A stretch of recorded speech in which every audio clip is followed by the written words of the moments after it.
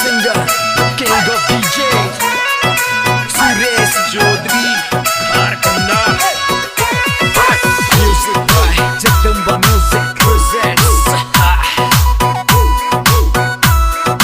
Raghunandan Gujjar on the track. चांद वाला मुखड़ा लेके चलो ना बाजार में, एक पागल प्रेमी हो गया रे घायल तेरे प्यार में। मेकअप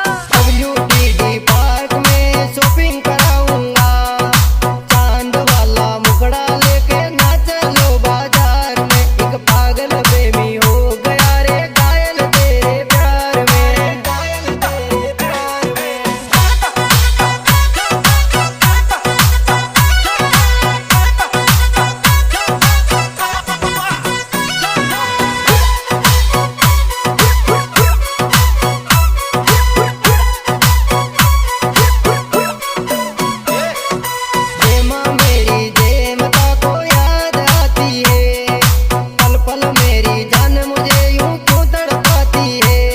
ख्वाहिश मेरी जान की मैं पूरी कर दूंगा। एस चौधरी इंस्टाग्राम पे सर्च कर लेना। और मेकअप वाला मुखड़ा लेके ना चलो बाजार में। एक पागल प्रेमी हो गया रे घायल तेरे प्यार में।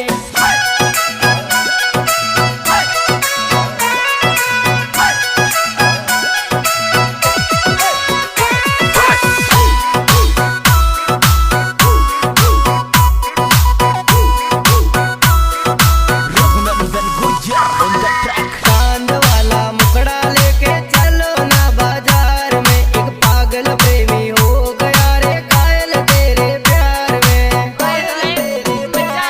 और मेकअप वाला मुखड़ा लेके चलो ना बाजार में। मेकअप वाला मुखड़ा लेके चलो ना बाजार में। एक पागल प्रेमी